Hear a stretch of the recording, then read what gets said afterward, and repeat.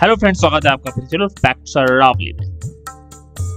आज का हमारा विषय है हम सूर्य भगवान को जल क्यों अर्पित करते हैं। हमारे शरीर को रंगों की बहुत जरूरत होती है क्योंकि ये हमारे शरीर के विभिन्न अंगों से सेहत के लिए जरूरी होता है। ये जानकर कई लोगों को आश्चर्य हो सकता है कि मानव शरीर के कई अंगों के रंग अलग अलग होते हैं। हमारी नसें नीली होती है, दिल लाल होता है, गुर्दे और अन्य रंग भूरे रंग के होते हैं, हड्डियां सफेद होती है और मस्तिष्क के नसें इंद्रधनुष रंगों में होती है।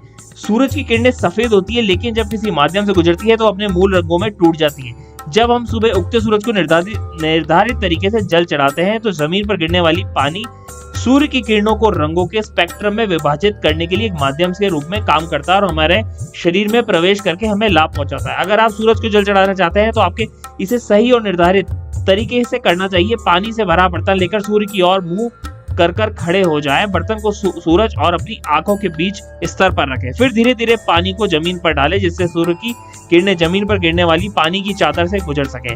सूर्य की किरणें चढ़ाए गए जल से गुजरती है और अपने मूल रंगों में बदल जाएगी और चेहरे पर पड़ेगी। इस तरह जल चढ़ाने वाले व्यक्ति के शरीर में प्रवेश करेगी जिससे उसे आध्यात्मिक और शारीरिक रूप में लाभ होगा। हालांकि कुछ लोग मानते हैं कि ये जल के बर्तन को छाती के स्तर पर रखना चाहिए। इस तरीके से सौर ऊर्जा प्राप्त करने में हमें मां प्रकृति के प्राकृतिक स्रोत में लाभ मिलता है जिसका कोई दुष्प्रभाव नहीं होता। हिंदू शास्त्रों में कहा गया है कि सूर्य की पराबैंगनी किरणें कई घातक बीमारियां जैसे बैक्टीरिया को नष्ट करती है। बीमारियों को ठीक करने और दूर भगाने के अलावा सूर्य देव की पूजा करने से व्यक्ति की आंखों की रोशनी भी बढ़ती है। ज्योतिष के अनुसार सूर्य व्यक्ति की आंखों, आत्मा और पिता का प्रतीक होता है। इसलिए सूर्य को जल चढ़ाने से पिछले जन्म के कर्मों, पिता के खिलाफ किए गए बुरे कर्मों का शमन होता है और आंखों की रोशनी बढ़ती है और व्यक्ति आध्यात्मिक रूप से ऊपर उठता है।